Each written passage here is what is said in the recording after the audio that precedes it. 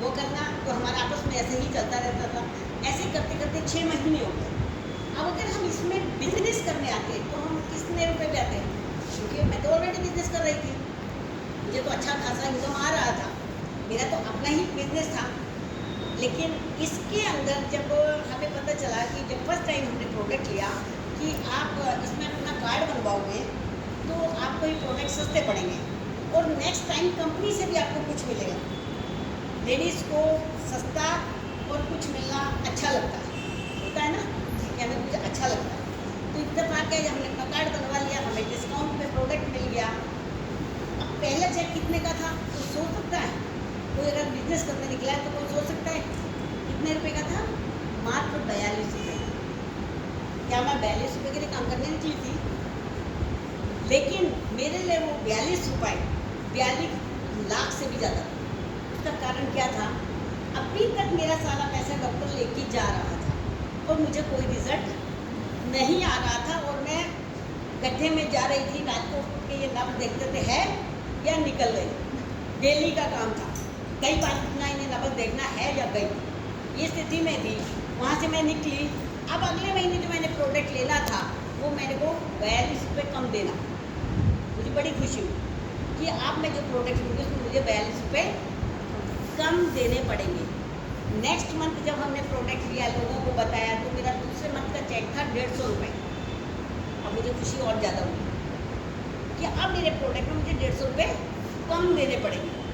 Third month वो check मेरा 750 रुपये का होगा। अब मेरा एक प्रोडक्ट फ्री हो गया, मुझे और अधिक खुशी हुई। मैं इस बेस पर काम कर रही थी कि मेरा प्रोडक्ट सस्ता हो रहा है, मुझे धीरे धीरे ये प्रोडक्ट सस्ता मिल रहा है। अब एक प्रोडक्ट मेरा फ्री हो गया है और मेरा रिजल्ट आ रहा है, मैं ठीक हो रही हूँ।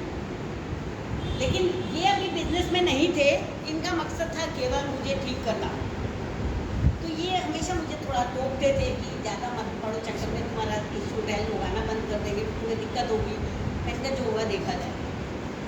ऐसा ही करते करते 6 मंथ बीत गए। 6वें महीने जो मेरा चेक था वो 22,000 रुपये था। क्या मैं यहाँ बिजनेस करने आई थी?